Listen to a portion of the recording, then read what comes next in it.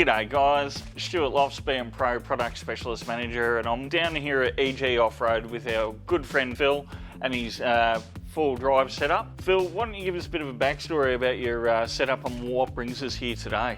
Yeah, sure, Stu. Well, recently bought the 79 series dual cab cruiser and have had it for about close to a year now. And I've always liked to go sort of camping, but pretty bare bones sort of off-grid camping. But now I'm traveling with the little one, so I thought, oh, I've got to set myself up. Definitely. Don't want to be towing a camper, don't want to have a camper trailer, just want to have the ute and the tent and have everything we need.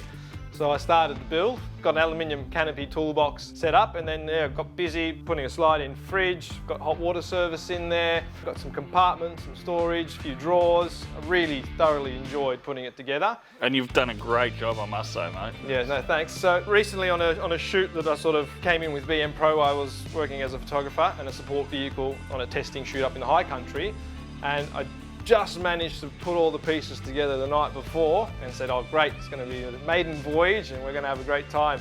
And it was on that sort of shoot that we discovered that we had an issue with the power supply. Correct. 2 days in, I'd lost power and the fridge wasn't working anymore, and thankfully we were able to diagnose the problem, and hence we've come here to rectify the problem, and Stu was able to look at it. And so Stu, my reasoning that got us to this stage was I was expecting the power from the battery to run through the secondary battery the same way jumper leads work. You know? Yep. You put the power on, you connect it to another car, and you've got powers passing through and charging another battery. But clearly, that's not how it works.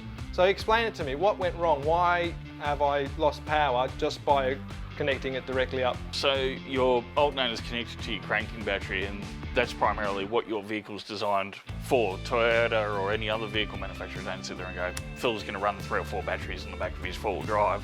We better make a system that's going to just work. What we find is that the batteries will either equalise out, or there'll be nothing actually coming down the line other than voltage being there, no current, nothing there of the sort. And so we need to be able to boost that voltage up and actually draw current down. Yep.